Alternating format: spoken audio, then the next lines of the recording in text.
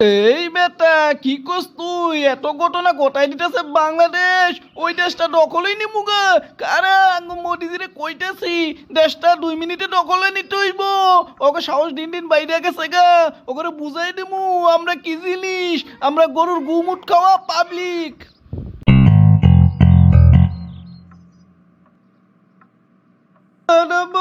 দাদা বাবু, বাংলাদেশে আঙ্গুর সব দিকটা খালি বইরা দিতেছে দাদা বাবু।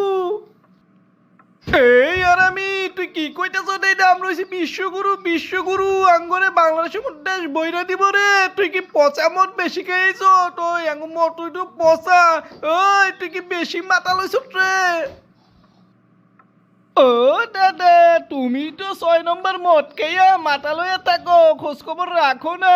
বাংলাদেশ ফুটবল খেলায় আঙ্গ বইরা দিছে, বইরা। এই এই তুই কি কইলি আঙ্গ ফুটবল দল বাংলাদেশের মতো দলের কে সাইডা গেছে। এই তোর মাথা ঠিক আছে নাকি রে? আর আমি কি কস তুই বুঝছে কস? ও দাদা বাবু, মানতে কষ্ট হইতেছে কিন্তু ঘটনা ঠিকই ঘটে গেছে। আরেকটা ঘটনা ঘটাই দিছে বাংলাদেশ। আঙ্গো মোদি যে হাসিনার জায়গা দিছে, ওরা ফাঁসির আদেশ দিছে, ফাঁসি।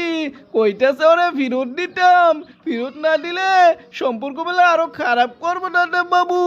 আঙ্গুরে ঠেডের মতো কথা কই, দেখছো তুমি দাদা বাবু? আমরা না বলে বিশ্বগুরু।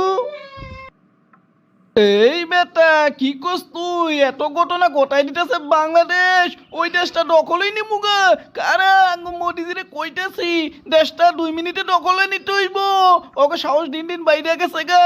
ওকে বুঝাই দিমু আমরা কি জিনিস, আমরা গরুর গুমুট খাওয়া পাবলিক। ও দাদা বাবু, গরুর গুমুট খাইয়া দেশ দখল করা যাইব নাকি?